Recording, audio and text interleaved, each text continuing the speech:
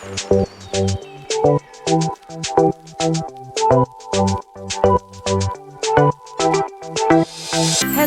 and thank you for joining C Pointers, Tech Career Pointers, Women Mentors Insights, a podcast to inspire and empower women around the globe to explore career paths and make an impact in tech.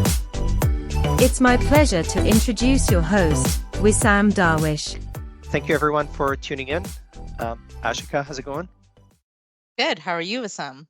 Doing well, thanks. Ashika, first of all, huge thanks for joining me today and for sharing your valuable insights. Why don't you get us started with a little bit of introduction about yourself, what you do, which part of the world you call home today, and as an icebreaker question, I love to cook myself, so I'm going to ask you, what is your favorite dish? Very excited to be here. Thank you for the opportunity, Wissam. My name is Ashika Simhadri. I'm a senior business program manager at Microsoft, and I'm based in Vancouver, Canada. Been here for about 7 years, and actually moved here for my when I got the job with Microsoft, and absolutely love it. And to answer your question about what I like to eat, and I hope you can cook that for me one day, is sushi. Absolutely love sushi and grilled fish. Any Japanese cuisine is my go-to. So I love to cook, but sushi is one thing that I can't make, but I'll join you to eat the fantastic sushi that we have in Vancouver. Sounds good. Ashika, I would love to get more insights from you on your career journey and help others identify opportunities where they can contribute in the tech world and excel in the tech world. When you look at your career journey, what stops did you have to make along the way before your current role? If you want to share a little bit more also about your educational background and how you got here, that would be greatly insightful. For sure. So, Wissam, I'll start by saying that I did not start out thinking I would go to the tech world, tech industry. That was not on my radar at all until maybe about 7, 8 years ago. So my education was in a bachelor's in commerce, and my focus was very much in marketing. My interest was in consumer behavior, so that's where I started my career. I was doing a lot more marketing and communications at first, and then I worked with digital marketing agencies focusing on consumer behavior, but in the digital space. So trying to figure out what should go on a website, what makes people click, and what makes people buy online or buy through their phones. And at that time, we didn't have, we had flip phones at that time, so there wasn't any internet or ability to browse the internet on the phones. So very much early stages where companies was trying to decide, should I invest in an app or should I create a mobile website and whatnot. So my work was in consumer behavior, understanding why and when someone might interact digitally and make purchases and inform different clients like AT&T, like Best Buy, lots of different brands, and or even Nissan was one of my clients at that time, trying to understand what they should do with their digital space. So from there, after about 5 or 6 years in that industry, I thought, let me try something different. I don't know if I want to focus on research specifically as my as my core, and I ended up doing a master's in business, so MBA from INSEAD, and I purposely went to an MBA because I didn't have a specific interest in mind. It was more, let me explore what else is out there and let me try to figure out, what do I want for my career and where do I want to go. And that's how I ended up in tech. And that's why I ended up in Microsoft. That's fantastic. So you got into tech. How was the process like for you? How did you look for a job in tech? What was your interview process like? What pushed you in that direction? So you finished your MBA, you had many options in front of you. What made you specifically choose to join Microsoft? Absolutely. I'll say, my interests were a bit unconventional in a way. So it wasn't driven by, I want to do programming or coding. That wasn't in my my background. I'm very much interested to learn, but it's not my expertise in being a developer or program writer and so on.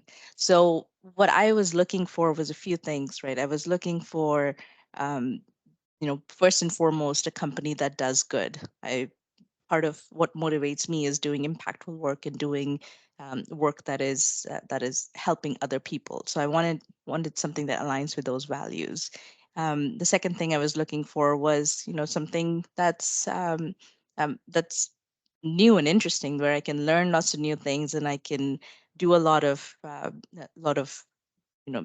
inspirational work, things that drive the industry forward, right?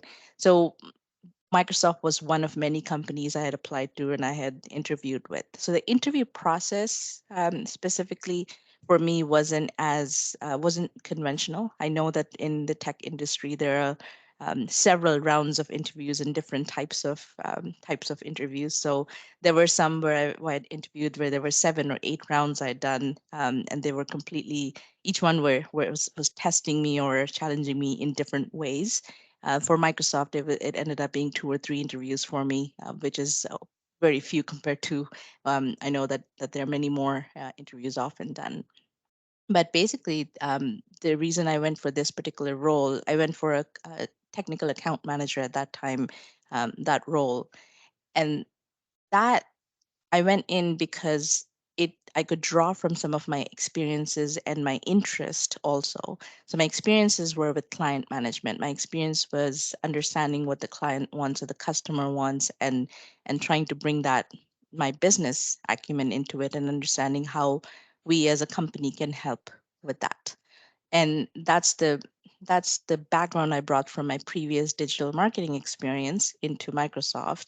And what I learned on the job was the technical portion of it. And that's how and that's where my that, that this role comes into play. So you landed as a technical account manager as your first stop at Microsoft. And as your career progressed, when you look back at the start of the journey, what are the top 3 things you wished you had known about a career in technology early on in your career, or wished someone would have told you? For sure. I think I'll answer part of that with continuing with my last answer of that technical account manager role was very intentional for me because it drove my passion or my interest in consumer behavior.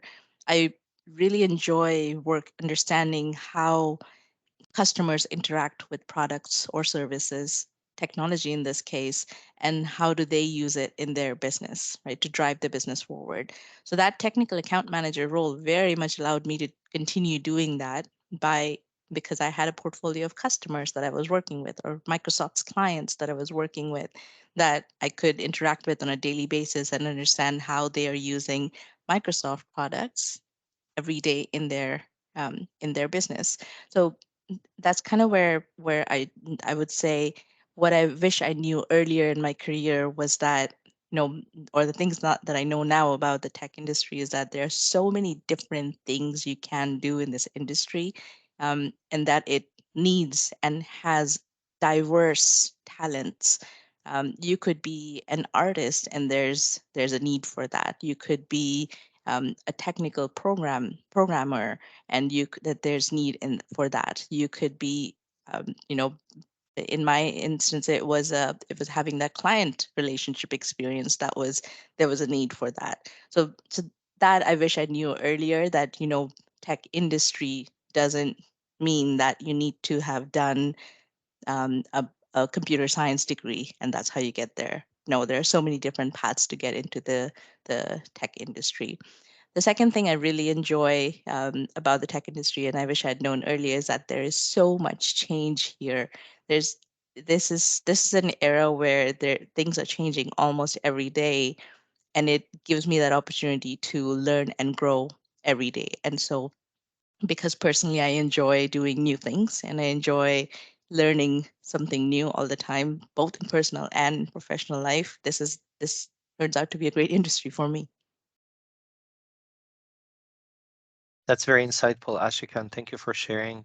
So, in your current role, what would a normal week look like for you? Ooh, there, I would say there isn't a normal week. Every week is so different. But some of the things that are common, I would say, are I'm talking to a lot of people, right? There is no way that I will know everything by myself.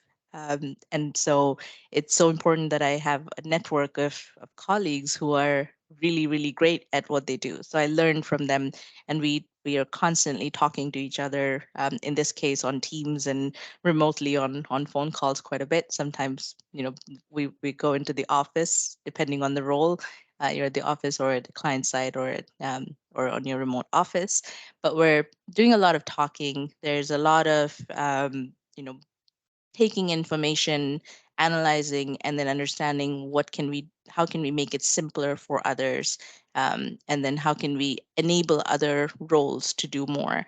So why I say that is in my current role as a business program manager, what we're doing is enabling um, customer success account managers, which is a different kind of role. So we we will take a lot of the strategy or the direction that's coming from our VPs, and we'll take that and say, okay, how does that actually come to life? And we will my team will create that content and then drive that further with other roles that are then interacting directly with customers.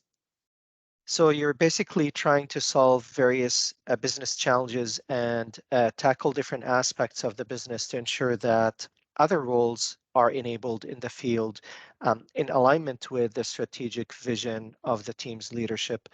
That's fantastic. You mentioned you connect with people over Teams or remotely in your work. Is your team mainly local, or do you have to work with a global team across continents and different time zones? No, my current team is actually global. So it really depends on your role again, right? The previous role I was in, the technical account manager role, um, which is now called customer success account managers. That role was very much local because I was physically in my clients' offices. So it was all based in Vancouver or nearby, so British Columbia, if you will. Whereas now my current role is business program manager. It's about enabling CSAMs worldwide. So my team also is global. So very much interacting with people from different areas all the time. This is great. So if I ask you about um, I ask you about your normal week, and there isn't a normal week. If I ask you about what motivates you and what inspires you, or specifically a person that you look up to and inspires you, um, tell us a little bit about this. You touched upon a few things that really interests you in the different roles that you've had so far. But if you draw on your professional experience, where do you get your inspiration from? For sure. Oh, so many different places. So I'll start with what motivates me. And I touched on it a little bit earlier as well. What motivates me are a couple of things: doing impactful work. So doing things that enable others, that I know that something I'm doing is helping somebody else. So that's very much and happens to be in line with Microsoft's mission, right? To enable every person and every organization on this earth. So um, doing something impactful. And then the second thing would be for me learning something new. It's the I do my best work when I'm a little bit uncomfortable and not sure what things are, but things are a bit ambiguous. That's when I want to learn more. That I'm driven to be online and be looking for more information and talking to people and learning and then working, continuing my work from there. So those are the two big things for me that motivate me. Now that also means that my inspiration comes from many different people. I personally believe that every person has something different to offer and something that they're very good at. So I'm drawing my inspiration from each person that I'm talking to for different things. So I'll go a little bit into the networking aspect or the mentoring aspect from here as well. That it's so important to have multiple mentors and multiple people in your network that you're constantly working with or learning from, because each person brings a different perspective. So I'll connect with somebody who's really good at doing, in communicating or telling stories that people will learn from. I'll talk to somebody else about, analyzing and being able to drive simplicity about from complex things. I learn from them. I learn from others who are amazing managers, that they are very good at inspiring others. Or drawing the best, bringing out the best in different people. So my inspiration comes from many different people as well, where I'll leave it at some. Ashika, on the topic of mentorship, if we switch gears a little bit to that, finding a mentor may not always be an easy task. What are some of your tips for finding a mentor, and what additional insights can you share from your own experience about choosing one? Great question. I used to be such a daunting thing for me to look for mentors, and networking was so difficult, as well before. But what I've come to realize is that, it's more about understanding what you want from the mentors. Once you understand what is it you're looking to learn, or what are some skills that you want to develop for yourself, that helps a lot in finding the right mentors. So the first thing I'd done for myself was I did a strengths finder. And you can look it up online. Strengths finder is a basically a personality test where you do fill out a survey for yourself, and it tells you what your strengths are and what your weaknesses might be, where you want to complement with others. But there are many different types of, tests you could do to kind of get down to what my own strengths are and what my weaknesses are that I want to build on. So from there, then I could then start keeping my eye out for people who are good at those things. And when they are, it's as simple as striking up a conversation, and has worked for me, I promise. With my colleagues, I happened to be having a conversation with someone over drinks, and that was a really good conversation. And then I asked, can we have another call? Can we connect again next week and chat a little bit more about this topic? And they said, yeah, sure. And before they knew it, they were my mentor. And it wasn't, I never had to ask, will you be my mentor? It was more, um, you know, let's continue that conversation. So ask your questions, be curious about what others have done in their own career. And that leads to lots of mentors. So some of the conversations that you've had organically evolved into a mentorship relationship. Is that correct? Yeah, absolutely. That's one way, right? And another easy way is talk to your manager. My manager has often provided me names when I go to her and say, I'm looking to do more of X, Y, and Z. And she'll say, you know what? I know that these two people are really good at that. Go talk to them and I'll make that connection for you. So that's another way. Ask your manager or ask another peer, who's good at something. And you can then start that mentorship relationship from there. Awesome. So when you did that assessment, Ashika, did that feed into, did you create out of it a career development plan that you sort of continuously monitor and update, or how formal are you about going about that? I was nodding my head to say yes, I did create a career development plan from there. But then you asked that I continually update, and I said, "Ooh, I'm not as good as I think I should be." so, so absolutely, I'll preach something that I don't practice as well as I should. Is that do keep your career development plan up to date, and do keep reviewing it, and because things change. Because what my strengths finder came up with 10 years ago is different from what it is now. So I have gone back and done that again, and done that assessment again. And the way I built out my career development plan was more, let me think about, where do I want to be 10 years from now, or even 20 years from now? What is super inspiring to me? So looking at some VPs, or looking at some organizations that inspire me, and say, where where are they and what are they doing now? And think about, work back from there. How do I get there? What did they do in their career to get there? What was most important to them in getting there? So asking them those questions, right? So from there, I've sort of figured out for myself my career development plan that in the next 2 to 3 years, I want to be in this type of work. Not necessarily this particular role or this particular team, but more these are the types of things I'm going to be learning and doing. And then in a few years from now, 5 to 10 years from now, this is what I want to be doing. And that will lead me to what I want to be in 20 years from now. That's sort of my high level plan.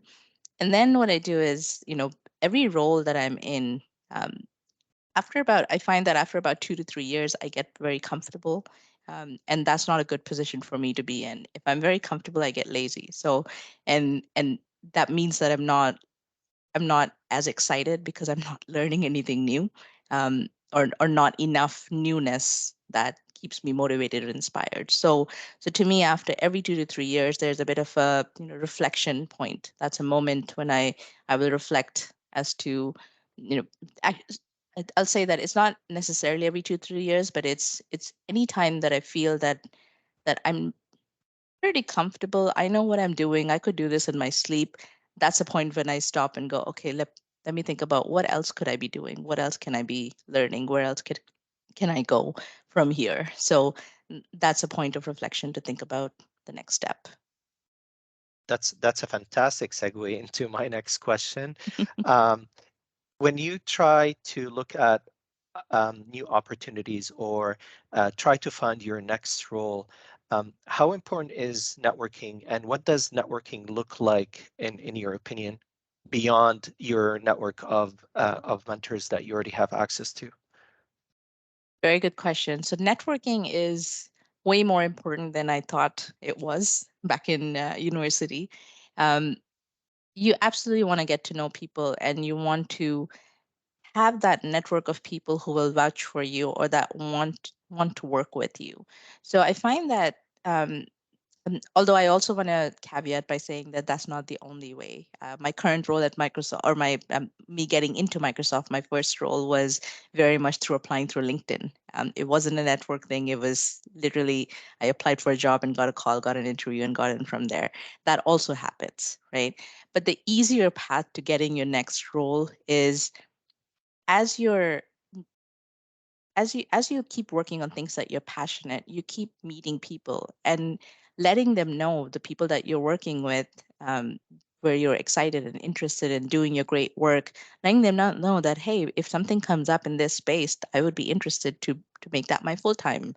That's where I would like to go from here. So when you keep mentioning that to people, when something does come up, they think of you and they come to you, and that's the power of networking.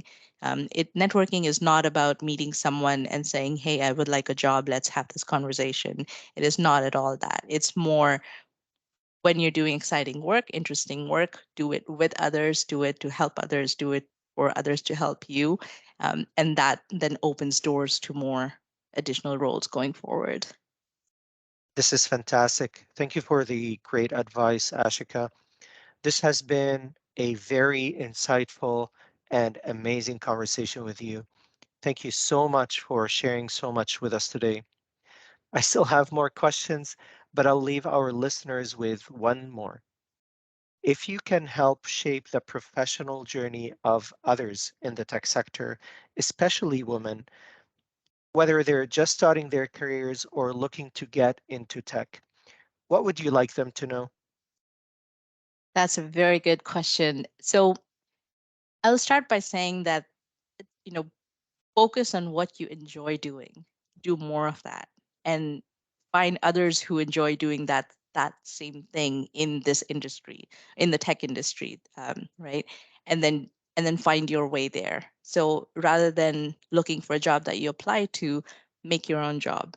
That's one way to go about it. Because if you're interested and you're passionate and you're doing something really well, people will want you in their team, and people will want to work with you. So I would say focus there.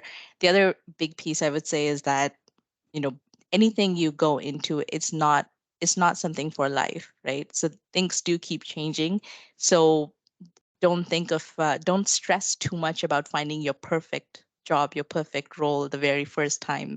I will say that Microsoft is the 10th company I worked at, and this is where I love being. But I didn't get there right away. It took me many different tries of trying different things, and I'm very happy that I did that because I know what I do like, what I don't like. I've explored different things to be very sure that where I am is where I want to be. So I'd say don't worry too much about finding the perfect thing right away. Great advice, Ashika. Well, that's all the time we have. This has been an extremely insightful, delightful conversation with you. Thank you very much for joining me today. Thank you, Assam. It's been a pleasure. Happy to share. Have a good one. That's all for this episode. Thank you for listening. Until next time, explore opportunities to grow and empower others to do the same.